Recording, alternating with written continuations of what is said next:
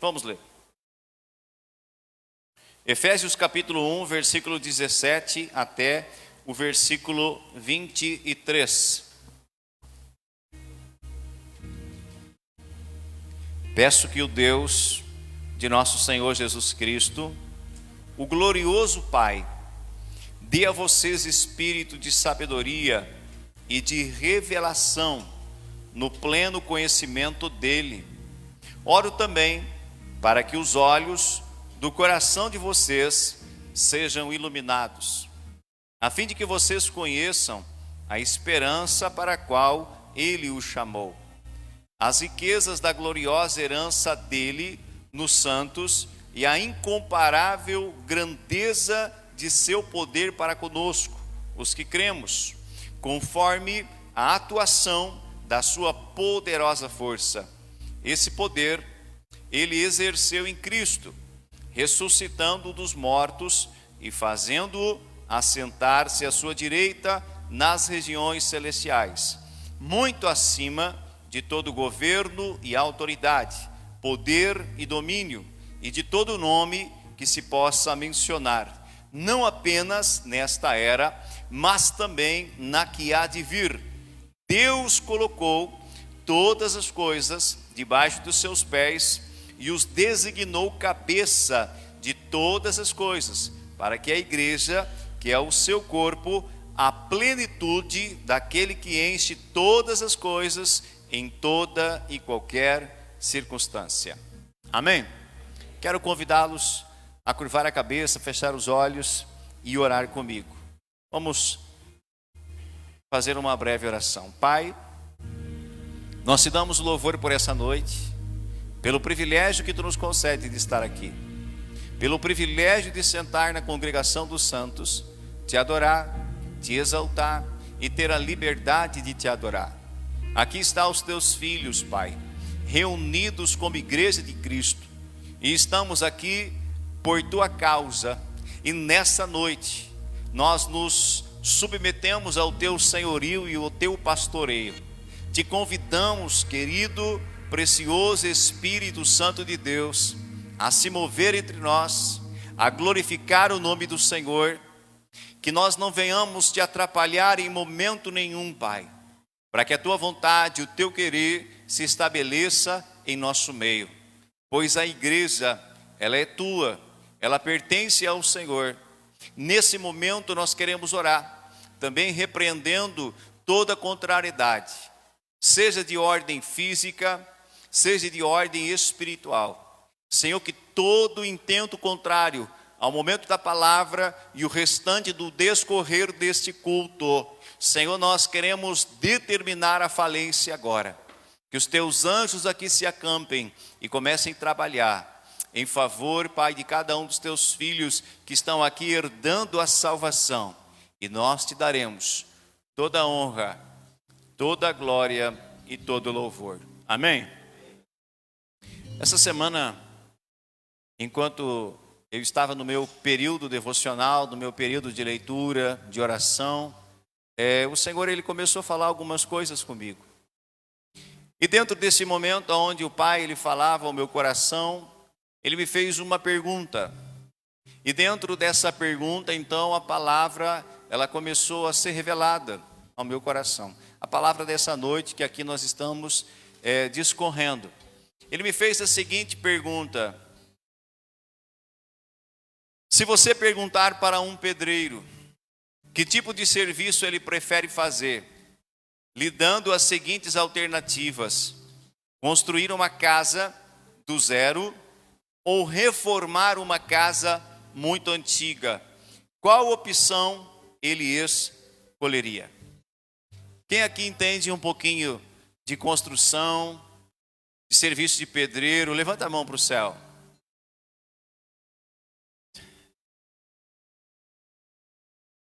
Pastor Elisandro, eu não conversei contigo antes, não pedi para te dar a resposta que eu quero, mas eu vou fazer uma pergunta para ti. Se você trabalhasse somente com questão de pedreiro, construção, reforma, e te dessem a opção ou de você construir uma casa do zero, ou pegar uma casa muito antiga e reformar e deixar ela nova, qual era a opção que você queria? Seria fazer nova. Por quê? Porque você escolheria pegar a casa nova do zero e não pegar a casa antiga para reformar.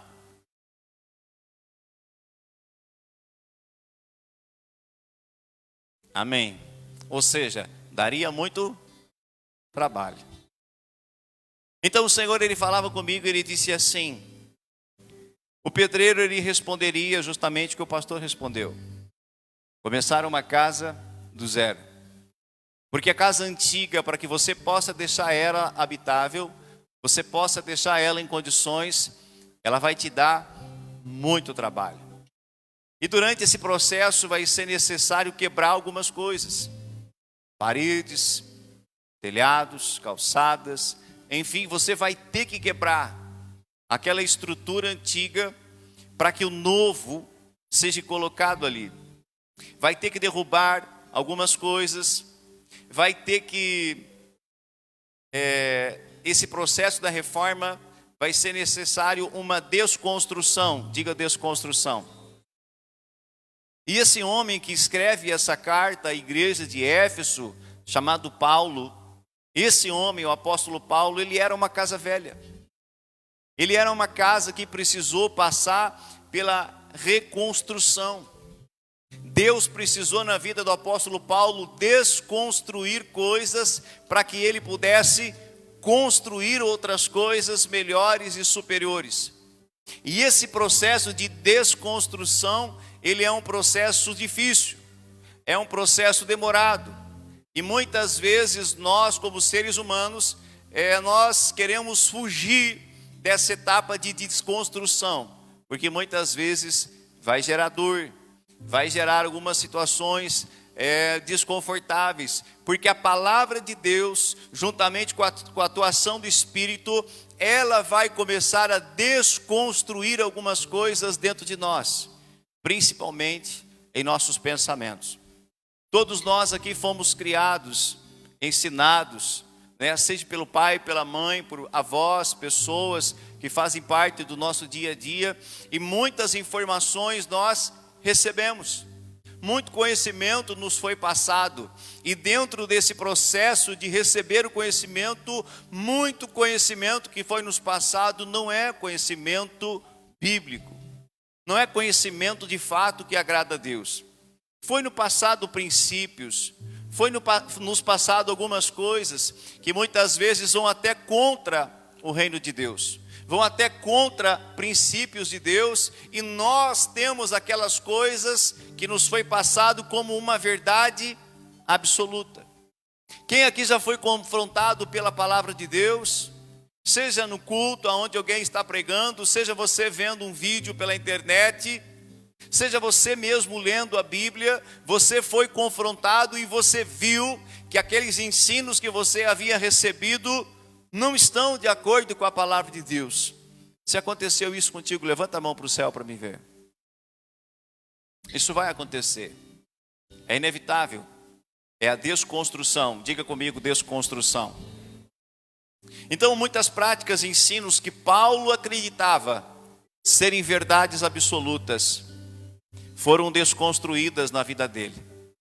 E essa desconstrução, ela se inicia quando na vida do apóstolo Paulo?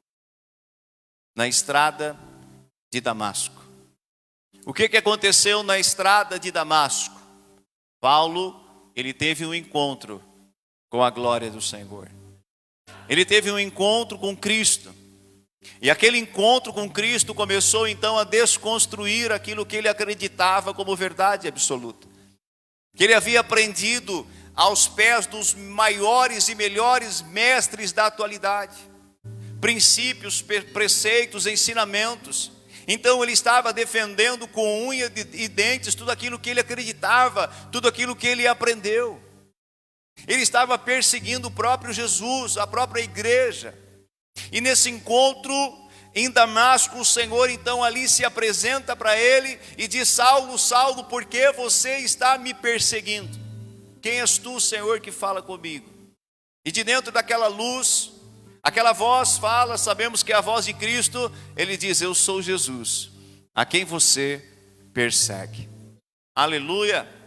Então esse processo de desconstrução foi necessário na vida do apóstolo Paulo. Esse processo de desconstrução é necessário em nossas vidas. Deus, ele vai começar a desconstruir algumas coisas na nossa vida, diga amém. Coisas que muitas vezes nos impedem de ter uma comunhão plena com o Senhor, de avançar no reino de Deus, de conquistar coisas que Ele já liberou. Mas por causa desta construção que às vezes está tão arraigada, nos é roubado coisas preciosas da parte de Deus. Mas Deus, ele quer começar a desconstruir. Olha para o irmão do teu lado e diga: o construtor vai começar a desconstruir. Aleluia! Não te assusta. Não te assusta quando você ouvir uma palavra expressada com amor, mas também debaixo de uma autoridade e de unção de Deus, e você chegar em casa e vai querer tentar almoçar e não consegue, porque as lágrimas não param de correr do seu rosto. E aí você se pergunta, você não sabe o porquê, mas você está chorando, e a família te olha e pergunta por que choras, e você não tem resposta. É Deus desconstruindo algumas coisas. E é interessante que essa desconstrução de Deus, ela não inicia do lado externo, ela inicia internamente, de dentro para fora. Esse é o trabalhar de Deus nas nossas vidas, sempre de dentro para fora, de dentro para fora, de dentro para fora. Aleluia! Então esse encontro com a glória do Senhor mudou completamente a vida desse homem. Paulo, ou Saulo de Tarso, ele nunca mais foi o mesmo. Ele mudou radicalmente. Ele precisou se esforçar muito mais ainda para pregar, porque as pessoas o conheciam como um assassino, o conheciam como o perseguidor da igreja. Então ele precisou se esforçar muito mais do que os outros apóstolos que já estavam pregando, porque ele precisou desfazer aquela mentalidade que as pessoas também tinham dele, e mostrar para eles que ele era verdadeiro, que as obras que eles estavam fazendo eram obras conforme o coração de Deus. Então houve uma quebra de paradigmas, uma renovação na mentalidade do apóstolo Paulo. Diga renovação de mente. Romanos 12:2, ele vai escrever para a igreja que se a igreja ela se conformar com o mundo e ela não renovar, as pessoas não renovar o seu entendimento, elas não vão viver a boa, perfeita e agradável vontade de Deus. Ele diz: não se conforme com esse mundo, mas transformem-se, renovem a sua mente, renove a sua mente pela palavra, porque a palavra de Deus ela é como uma água, diga água. Quando as minhas mãos, as suas mãos estão sujas, a roupa está suja, a gente bota na lavadora, e dentro da lavadora humana, normal, a água limpa entra com o propósito, tirar as impurezas e deixar aquela roupa limpa. A palavra de Deus ela vem como um rio cristalino, e ela entra dentro de você, e ela começa a tocar em regiões aonde nem o ser humano consegue tocar, e ela começa a fazer uma obra transformadora. Ela começa a te limpar, ela começa a tirar coisas que muitas vezes estão aí há anos e anos e você não sabe, porque Deus ele quer te deixar limpo, Deus ele quer te deixar puro, Deus ele quer te deixar mais bonito do que você já é, porque ele quer que a face dele, o rosto dele, a glória dele brilhe através da sua vida. Ele quer que nós sejamos como o sol ao meio-dia, brilhante e cheio de vida. Aleluia! Quem quer brilhar aqui, levanta a mão para o céu. Isso é tão lindo, é tão tremendo. E Paulo sabia que tudo isso não foi escolha dele, mas foi obra do Senhor. Por mais que esse homem se esforçasse, ele não ia conseguir mudar sozinho. Foi obra do Senhor. Deus escolheu ele. O Senhor foi até ele. O Senhor se revelou a ele. Deixa eu dizer algo para ti, querido. Tu não veio aqui por convite de pessoas.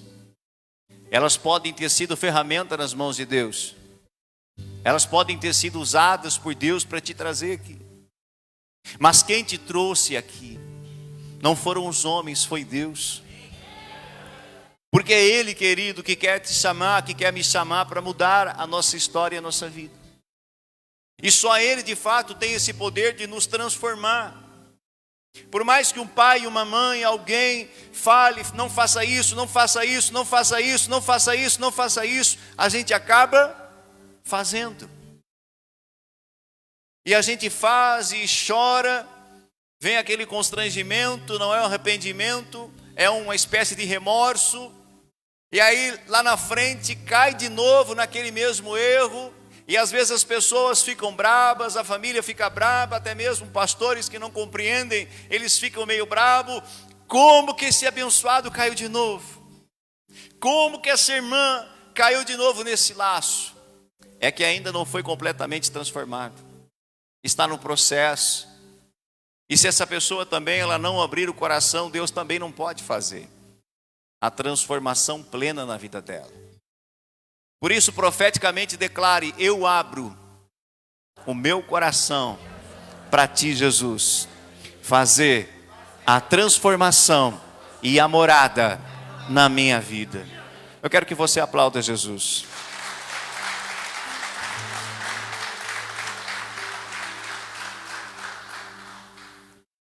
Então esse homem, sabendo dessa realidade, ele escreve aos irmãos em Éfeso, não agora mais na condição de Saulo, mas ele escreve para esses irmãos na condição de pastor e pai espiritual.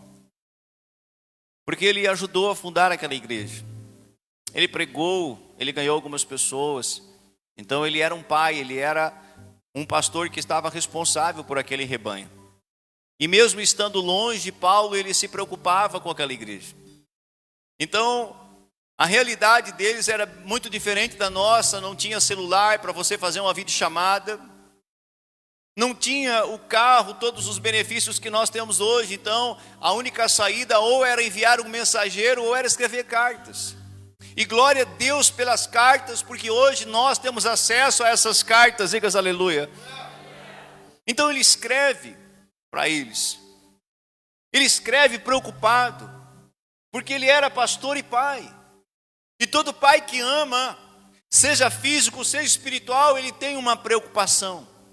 Deus se preocupa contigo. Por mais que você ainda não conheça essa realidade, Deus se preocupa contigo. E eu quero ir mais além. Ele tem projetos e propósitos na sua vida que você ainda desconhece. Projetos e propósitos que vão alegrar o seu coração. Porque há caminhos que para o homem são caminhos que parecem ser bons, mas no final são caminhos de morte. Mas os caminhos de dor, querido, os caminhos de Deus para nós não são assim. São caminhos completamente diferentes. E por mais que você tenha que cruzar no vale da sombra e da morte, você não vai cruzar sozinho, porque ali Ele vai estar contigo. Aleluia! Então ele escreve preocupado com a saúde e o crescimento daquela igreja. Porque ele ficava informado. Tinha muitas pessoas que viajavam e ele colhia as informações. E ele escreve então e ele vai dizer assim. Olha que tremendo o que Paulo escreve no primeiro capítulo. O texto que nós lemos. Peço que o Deus do nosso Senhor Jesus Cristo, Ele está fazendo um pedido a Deus. Ele está fazendo uma oração, uma intercessão pelos irmãos. Ele diz assim: peço que o Deus do nosso Senhor Jesus Cristo, o glorioso Pai, dê a vocês. Dê para quem? Para eles. Dê a vocês espírito de sabedoria. Diga comigo, espírito de sabedoria e de revelação, diga revelação, vírgula, no pleno conhecimento dele. Olha o pedido de Paulo, que extraordinário.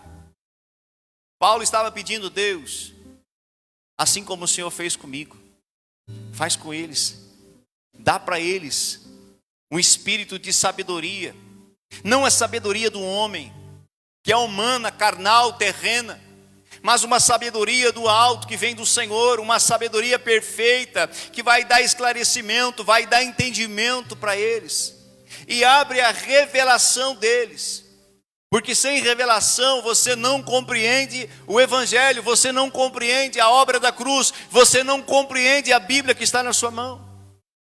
Você vai olhar para ela e vai ver um emaranhado de letras, de histórias, mas você não vai ter a revelação de quem é Cristo e o que Ele fez por você. É somente pelo Espírito de Deus, pelo Espírito de sabedoria e de revelação que eu e você conseguimos conhecer o Pai. Aleluia! E esse Espírito, depois que Cristo completou a sua obra, Ele veio habitar dentro de cada um de nós. Quando nós aceitamos a Cristo, fizemos uma aliança com Ele, o Espírito dEle, o Espírito do Pai, o Espírito Santo, Ele começa a habitar dentro de nós. E Ele começa devagarinho nos revelar o Pai. E o próprio Espírito Santo que está dentro de nós, Ele começa a clamar de que forma? Abba, Pai. Abba, Pai. Porque Ele quer que você tenha esse entendimento de Deus. Ele quer que você comece a ver a Deus como seu Pai. Mas Ele também quer que você comece a se enxergar como filho. Aleluia. Como que você se vê hoje? Qual é o teu pensamento hoje a seu respeito? Como você se enxerga hoje? Por que muitas pessoas estão perecendo, pastor? Porque elas ainda não têm identidade de filhos. Elas já são filhos, mas ainda não têm. Dentro do coração, dentro do espírito, elas ainda não foram tocadas pela sabedoria e pela revelação. Porque a horas que elas entenderem quem elas são em Deus, elas vão começar a ler do início do capítulo 1, que Paulo está escrevendo, e ali vai dizer que Deus já nos abençoou com toda a sorte de bênção nas regiões celestiais. Filho, isso é para os filhos. É para mim, é para você. Deus conquistou isso para nós desfrutar. Mas infelizmente muitos não desfrutam. Mas a minha oração é como a de Paulo. Eu oro para que Deus te dê espírito de sabedoria e de revelação por esses dias, para que você possa compreender Deus no pleno conhecimento. Aleluia. Para que Ele se revele a você, para que você tenha um encontro com a glória dEle, e de glória em glória você seja transformado, porque a transformação ela não vai ser do dia para a noite, será de glória em glória. Então nesse texto Paulo declara que ele está pedindo ao Senhor para conceder aos irmãos esse Espírito. Diga assim comigo: Deus, me conceda Espírito de sabedoria e de revelação. Deus, Ele quer construir essa realidade em nosso coração. Amém? Ele quer fazer isso. Na sequência do texto, Paulo ele diz assim: oro também para que os olhos do coração de vocês sejam iluminados. Será que coração tem olho, irmão? Ele escreveu aqui: eu oro também para que os olhos do vosso coração sejam iluminados. Não é o coração humano, mas é os olhos da sua mente, os olhos espirituais, para que eles sejam de fato abertos, iluminados pelo Senhor, a fim de que vocês conheçam a esperança. Diga comigo: esperança, para a qual Ele os chamou. Quem nos chamou? Ele nos chamou. Ele nos elegeu nele antes da fundação do mundo. Olha o amor dele. Ele já te elegeu nele antes da fundação do mundo. Aleluia! De vez em quando eu vou levantar a voz aqui, porque eu já estou vendo uns olhinhos. Teve um culto dia de semana aqui, que foi tremendo a estratégia. É sério. Eu vi uns olhinhos, né? Porque agora eu estou pregando mais light, né? Mais suave. O tempo do grito já está indo agora, né? Está mais light. E aí eu vi vários olhinhos piscando e eu desci para o salão, dei uma volta, né? Irmão, foi lindo de ver, pastor. Porque tinha uns que estavam com o corpo bem relaxado já, sabe?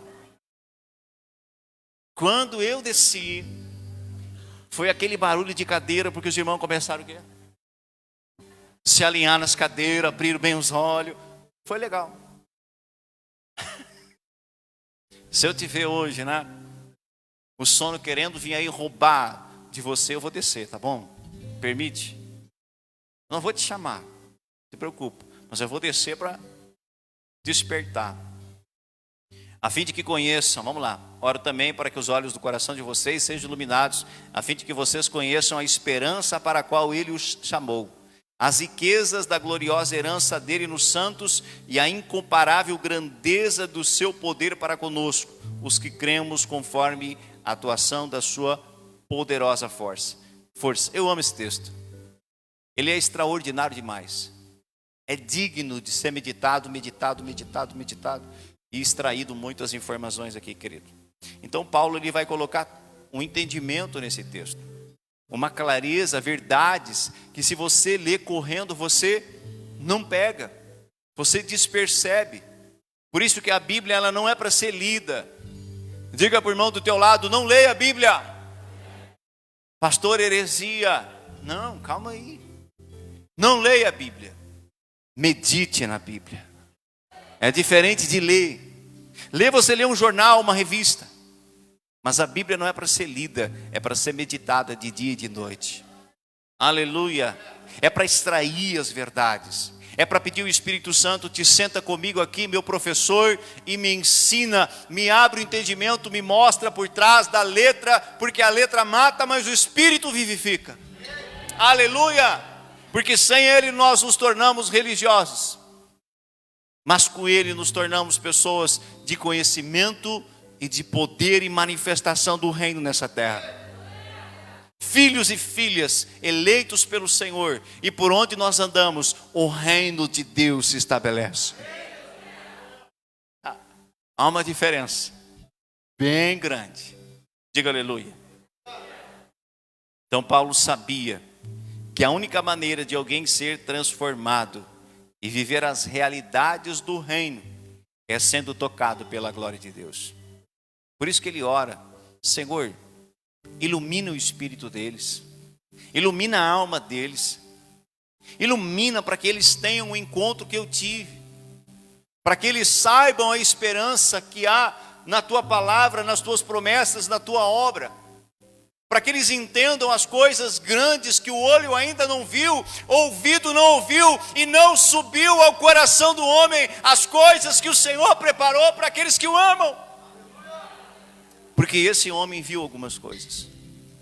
Esse homem provou de algumas coisas que eu e você ainda não provamos, desconhecemos, porque ele foi levado pelo próprio Deus ao terceiro céu e ele viu coisas inefáveis que não são lícitas ao homem contar. Ele viu realidades extraordinárias. Aleluia. E para quem é essas realidades que ele viu?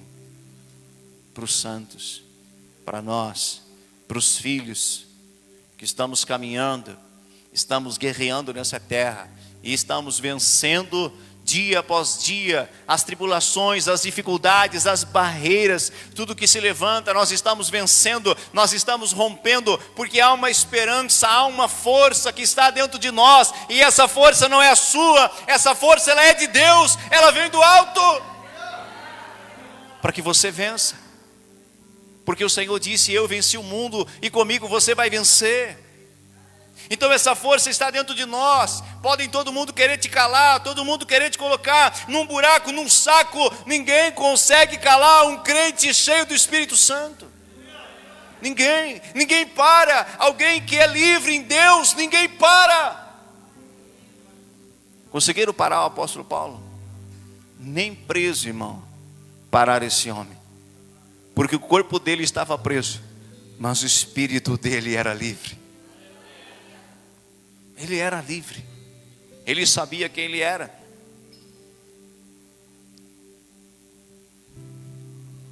Então nós temos que clamar para que o Senhor venha nos trocar de dentro a fora. E esse toque do Senhor, ele não vai trazer um mero convencimento na nossa vida. Não vai te trazer só uma experiência, um mero conhecimento. Não. Ele vai trazer uma realidade para dentro de você. Porque Cristo é real e o reino dele é real. Então ele não quer te emocionar. Ele não quer te sensibilizar. Ele quer te transformar. Ele não quer que a gente seja crente emotivo, que viva de emoção, que viva pelas coisas que vê. Não. Ele quer que nós sejamos crentes espirituais, maduros, constantes na caminhada, que têm esperança, expectativa, que conhecem aquilo que pertence, que já foi conquistado pelo Senhor. Então o desejo de Paulo era que eles entendessem que tinham um pai e conseguissem se ver na realidade de filhos. Você consegue se ver na realidade de filho? Quem consegue se ver na realidade de filho aí? Jesus, enquanto ele contava uma parábola, e aqui eu encerro, a palavra ela vai levar o título de filho pródigo. E dentro dessa parábola havia 2 filhos. O mais moço, que você sabe, saiu com a herança, gastou tudo e depois voltou para a casa do pai arrependido e foi aceito pelo pai. Mas tem o filho mais velho, que permaneceu aonde? Dentro de casa com o pai. Esse filho mais velho, ele não tinha a revelação que ele era filho. Ele não tinha a revelação. Ele servia o pai por medo. Ele servia o pai até mesmo por respeito. Mas a revelação de filho, ele não tinha. Tanto é que quando o irmão mais novo volta, pastor Rodrigo, e o pai faz a festa e se alegra, porque aquele que estava morto, voltou, reviveu. Quando ele fica sabendo que o pai fez o banquete, ele fica triste. Cai o beicinho dele. 2 metros de beiço. Sim ou não? Não é? Chegou a virar para baixo. Não quis nem abraçar o irmão. Não quis nem ir lá na festa. Ficou do lado de fora. E o pai teve que ir lá. Amém? Pai é pai, né, irmão? Pai é pai. O pai foi lá, conversou com ele. Ele disse: ô pai, há quantos anos do teu lado, hein? Ó.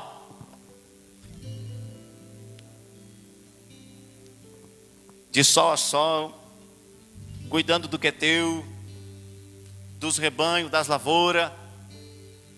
É, pai, o senhor é ingrato. É, pai, o senhor não me ama. É, meu pai.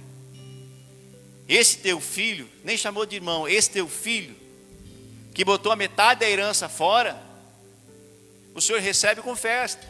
Mas eu que estou aqui do teu lado, sol a sol, tu não me dá nem um cabritinho para mim fazer um churrasco e me alegrar com os meus amigos. Qual foi a resposta do pai para ele? Filho, tudo que o pai tem é teu. Tudo é teu. O pai estava dizendo para ele: filho, tu tem liberdade de pegar o que é teu, de viver as promessas, as realidades desde agora. Viva. Mas por que ele não vivia? Porque muitas coisas precisavam ser desconstruídas dentro dele. E às vezes nós estamos assim na presença de Deus, vendo os outros receber, vendo os outros desfrutar. E às vezes ficamos perguntando: Deus, mas eu sou crente há tantos anos, eu estou na tua casa desde Abraão e não recebi nada. Será que é culpa de Deus? Mentalidade. Mentalidade. Mentalidade. O mesmo Deus que abençoou ele quer abençoar você. O mesmo Deus que fez na vida dele quer fazer na tua vida também. Quando você entende isso, você consegue viver a vida abundante do Senhor e, acima de tudo, com liberdade, sem escravidão. Aleluia, aleluia. Se coloque de pé essa noite em nome de Jesus. Deus tem tantas coisas, querido, preparadas para nós, para a gente desfrutar, para a gente fazer. Mas essa glória de Deus, essa glória dele, ela vai começar a quebrar alguns altares dentro de nós, remover algumas coisas, para que a gente viva a realidade que ele tem. O louvor já pode vir para cá. Sabe, enquanto eu meditava nessa palavra, o Senhor também me lembrava de Moisés. Diga, Moisés. Antes de Moisés ser chamado por Deus para libertar o povo de Israel que estava lá há 400 anos na escravidão do Egito, a Bíblia diz que ele viu um egípcio brigando com um hebreu, alguém do sangue dele. O que Moisés fez com o egípcio? De que forma? Com as mãos dele. Moisés viu aquela cena e matou um homem, querido. E aí, por medo da retaliação do faraó, ele foge. E ele fica 40 anos no deserto. Conhece ali Jetro, né, que se transforma em seu sogro. E depois de 40 anos, Deus chama ele para uma missão, para uma obra: tirar o povo da escravidão. E Moisés, ele aceita o desafio, ele vai. No início ele queria dizer não para Deus, mas Deus convenceu ele, assim como Deus vai te convencer essa noite. Porque Deus, ele sabe convencer. Aleluia. Então ele vai tirar o povo do Egito. E depois que todos aqueles fatos, milagres, né, extraordinários, sinais de Deus acontecem, tem uma passagem que eu amo demais. Quando eles estavam próximo já da terra prometida, e o Senhor se ira com o povo.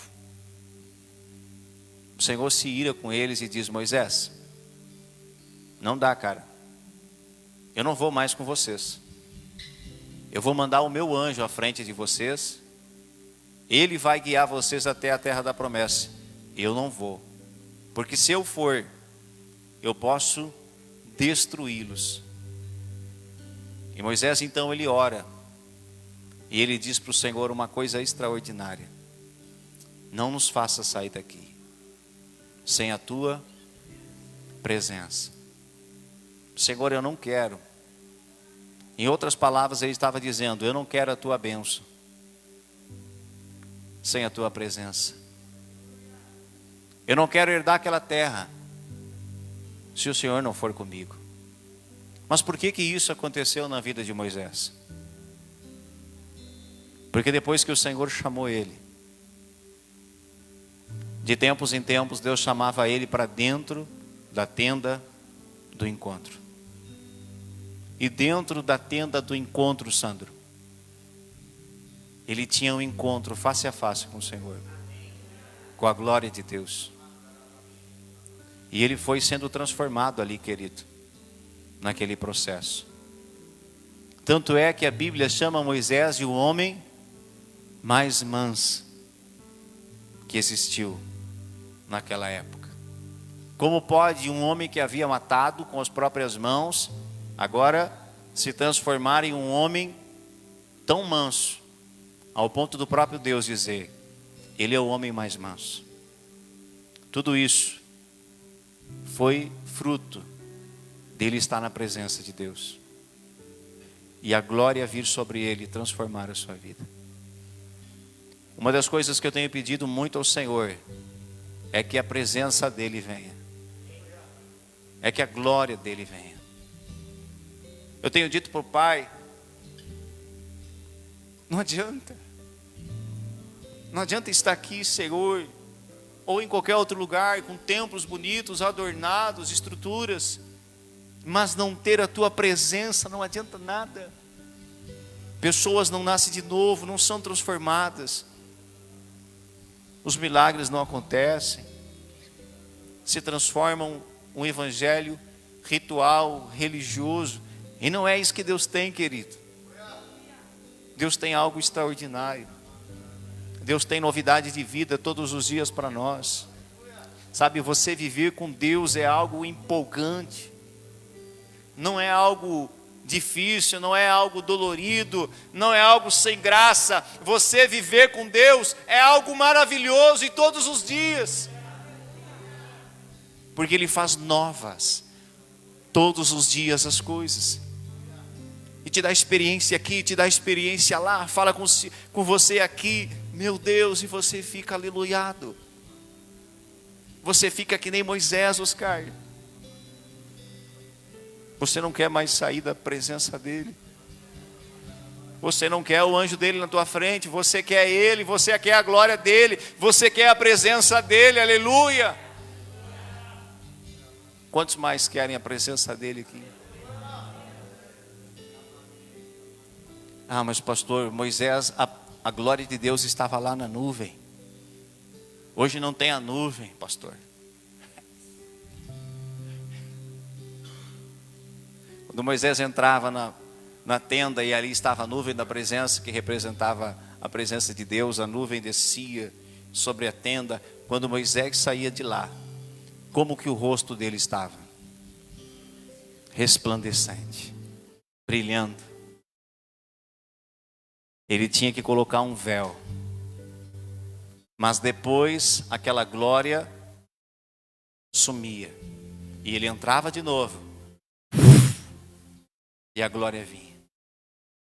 Nós vivemos em um tempo superior ao tempo de Moisés. Nós vivemos no tempo da nova aliança, onde o véu do templo se rasgou de cima a baixo, e eu e você temos acesso à presença de Deus 24 horas do nosso dia. Não precisa mais esperar para entrar na tenda da presença. Você pode entrar na presença dele em todos os lugares, em todos os ambientes. E quando você aprende a entrar na presença dele, querido, uau, é extraordinário. Você não quer outra coisa. O brilho do mundo, as coisas do mundo começam a perder o valor, começam a perder aquela amplitude, aquele brilho. Você não quer mais saber daquelas coisas. Você quer Deus, a presença dele.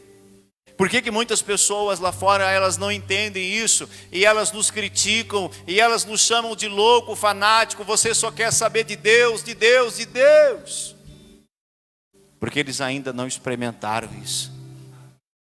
O dia que eles experimentar isso, querido, eles vão ser que nem nós, e eles vão ver a alegria plena que há dentro de nós, não uma alegria passageira que precisa hoje fazer algo, amanhã outra coisa diferente, para que a alegria retorne. Dentro de cada crente há uma alegria plena que vem do Senhor, e você não precisa mais de outras coisas para trazer alegria, porque ela está dentro de você.